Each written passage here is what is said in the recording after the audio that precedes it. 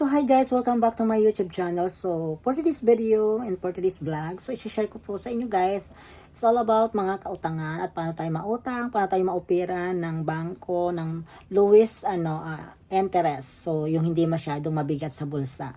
So yan guys, itong video nga na ito guys, so i-share ko lang sa inyo guys. So paano ba ako na-opera ng bangko na humigit kumulang 5.9 million pesos tayo, yung inoper sa atin na utang, pero hindi ko to kinuha guys, so nakakatakot mag-utang na ganun kalaking halaga, kaloka.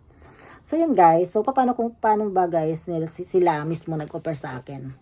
So ito na nga guys, so ayan, share ko sa inyo guys. So ayan, so kahit ako hindi ako makapagpaniwala ng bonggang-bongga, pero yun na talaga guys. So na-operan tayo ng 5.9 million pesos, ayan. So, nakakashock ng bongga at malaking halaga sana na puhunan, pero ayaw kong kunin kasi nakakatakot. So, ang ginawa ko noon, actually, inabel ko naman yung guys, pero hindi ganun kalaki yan guys. And napakadali lang talaga, no collateral, wala masyadong hininging mga requirements sila guys doon sa offer na yon.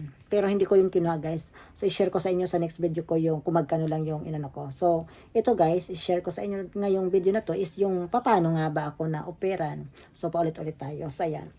So yung first step dito guys is actually guys, yung kasi nag-open ako ng pangatlo kong branch sa sa Naga City. So yun. Actually doon guys, yung body pa yung dalawang branch ko guys dito sa Pili and Ocampo, yung dalawang parlor ko guys. So doon kasi yung sa Ocampo cash basis lang yung pag-uupa ko doon. And then yung sa Pili branch ko naman guys is checking account sana siya, pero napakiusapan ko na cash basis na lang. Minsan pa nga credit card yung ginagamit ko ng bongga. Kasi mataas na, kahit pa paano medyo mataas naman yung And then yung nag-open na ako ng branch ko sa Naga City guys. Medyo may kalakihan yung rental ko kasi talaga dito talagang bongga, so pinilit natin, pero may pagka high-end talaga kahit hindi tayo mukhang high-end. So ayan, so dami magre-react dyan, no? So but anyway, so thanks God kasi binigay ito sa atin. So pero nahihirapan tayo ng bongga nito kasi may kalakihan talaga yung rental natin. So yung sa Naga guys, so by the way pala, yung sa Naga, need mong mag-open ng checking account. So, pero actually po guys, dati pala, nag-vlog din pala ako about sa pag-open ng checking account. Baka mag-aano ako kung paano mag-open ng checking account guys. So, paano napakadali lang talaga ng pag-open ko na may decline na nangyari. Nung sa pala, Pili branch pala, dapat checking account. So, ang ginawa ko noon, nag-open ako sa doon sa bank, kung saan ako nag-savings.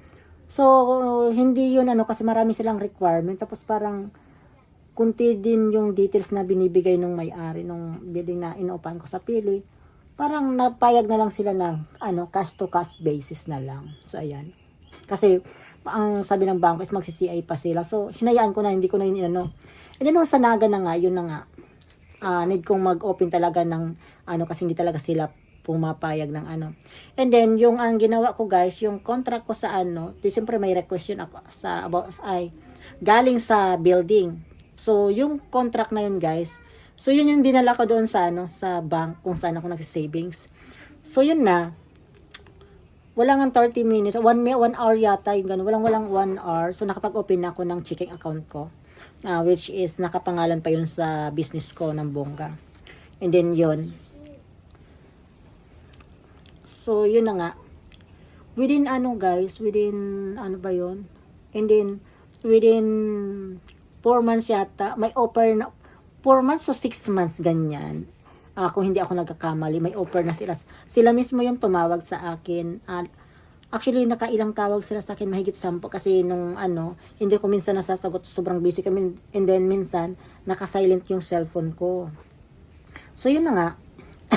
And then by the way pala guys, doon kasi sa sa checking account na yun guys, so nag-open din kasi ako doon yung yung sa portal, yung alam niyo yung card, kung ikaw ay business owner ka, yung card payment, yon meron ako noon doon sa ko. So mostly kasi yung mga nagpapaganda sa Naga City, more on naka-card sila, so sosyalin talaga ng bongga. So ayan, mga sosyalin talaga sila, puro card payment sila.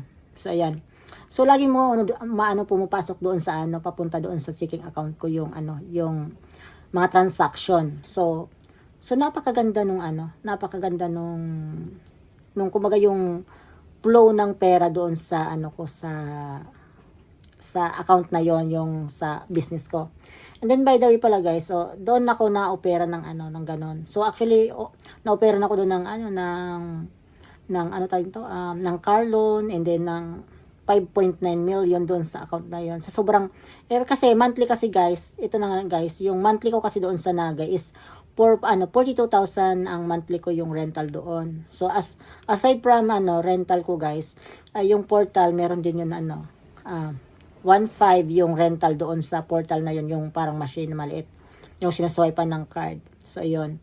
And then meron din kumukuha pa sila ng 3% sa mga sales ng ano ng salon.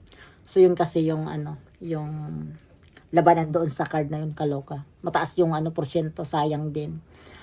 So ayan na nga guys. So yun.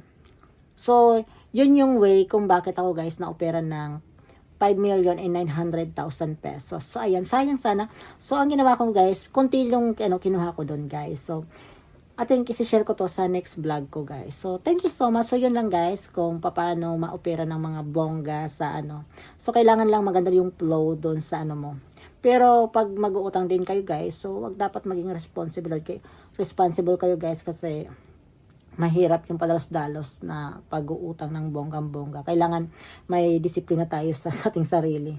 Huwag tayong masisilaw sa laki ng halaga kasi once na kinuha natin yung guys, na napakadali kasi nga ano, mga offer sa atin ng mga bangko, ganyan. So actually guys, mababa yung porsyento sa ano bank, talagang ma-winning ka talaga. Napakalaking halaga. So i-compare natin yung bangko ko sa BPI guys na offer sa atin kasi same lang yung ating kinuha doon. So ayan, see you on my next video guys. So makikita nyo yung diferensya niya ng bonggang-bongga.